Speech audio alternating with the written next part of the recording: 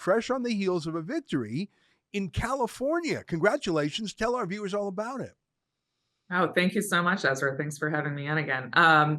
So yeah, this was a law that prohibited doctors from giving misinformation to patients, disseminating misinformation to patients. And misinformation is defined as false information contradictory to the scientific consensus and contrary to the standard of care. Sorry, contrary to the standard of care. There's no and in there, which was one of the sticking points.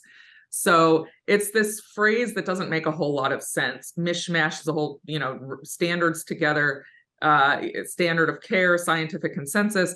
And when you take into account, of course, that this whole issue has been politicized, and the bill's legislative history, which is shows it's clearly designed to silence doctors who disagree on COVID-related matters, especially masks and vaccines, the judge was right to halt it. So this is a preliminary emergency motion, so there's still more work to be done, but it's a really good sign. Well, I feel great about it. When you throw in words like COVID-19 and misinformation, you're touching all the buzzwords used for censorship in other parts of society. That's what YouTube says in their, quote, community guidelines. That's what they use to shut down discussion on social media. So when the legislature of California thought, well, let's just combine those two things, talk about COVID, talk about misinformation, it's a slam dunk. And indeed it was in the legislature, but the judge called the definition of misinformation, if I'm quoting correctly, he called it nonsense, as in he couldn't make heads or tails of it. I can see that, because really one man's misinformation is another man's truth. And by the way, we don't quite yet know what all the truths are, because let truth and falsehood grapple. That all progress depends on revealing new truths that we don't yet know. So the idea that you can define what idea is good and what idea is bad in advance by a legislature it's the opposite of science, Janine, and yet this was being imposed on doctors. Exactly. And so the state's argument was basically that, well, doctors have to abide by a standard of care anyway, right, to prevent medical malpractice lawsuits. That's a term they're familiar with.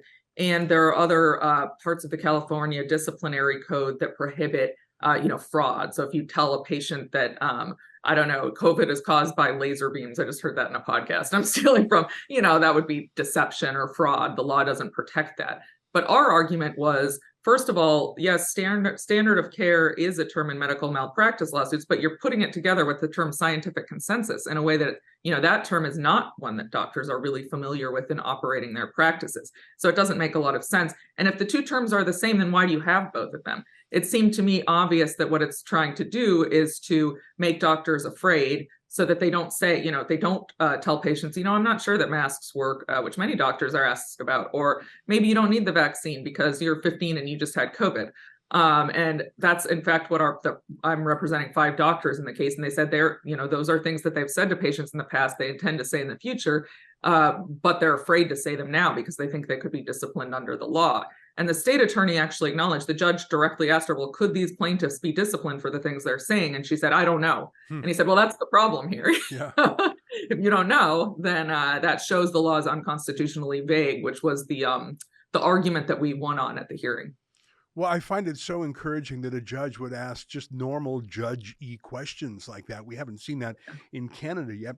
I want to ask, did this law, which is now being temporarily frozen, did it apply only to COVID-19? That's my understanding, which again shows the weirdness to it. I mean, there are many ailments and diseases that there's sort of a traditional or mainstream viewpoint. Then there's always second opinions or alternative treatments or unusual or even desperate treatments. We've all heard of cases where people have tried the tried and true, and they're so desperate they're going to very unusual treatments, and we know about that. And we typically feel bad for someone driven to such ends.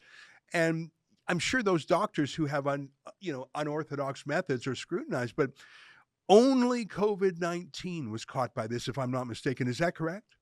That's right. And that was one of our arguments. So we had two separate arguments. One was the vagueness argument, which was what we won on. The other was First Amendment. So the First Amendment prohibits, among other things, the government from censoring people for expressing certain views, disfavored views. And so we were arguing that this was effectively viewpoint discrimination. The judge actually decided, for reasons I can only speculate about, not to address that. So he said, I find it vague, so I'm not even going to go to the First Amendment question.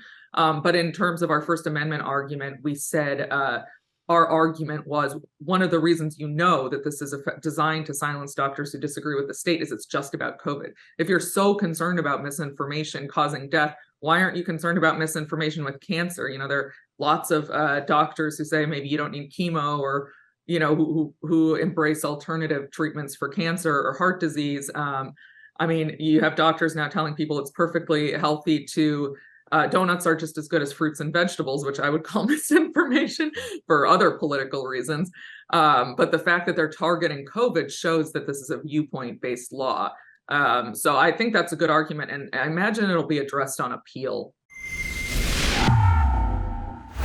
That was an excerpt from the EZRA LEVANT show. I'm EZRA LEVANT. Every weekday, I do a monologue about the topic of the day. Then I interview a fascinating guest either in studio or via Skype. And then I read your mail, whether it's fan mail or hate mail, which is sometimes even more interesting. This is on our premium service, though, called Rebel News Plus. Go to rebelnewsplus.com. It's $8 a month or less if you buy a whole year in advance. You get my show every weeknight, plus Sheila Gunn Reid's show every week. It's called The Gun Show. It's pretty amazing. We rely on you because we do not take a dime from the government. In Canada, that makes us almost unique. So please help us out and help yourself to some great journalism at rebelnewsplus.com.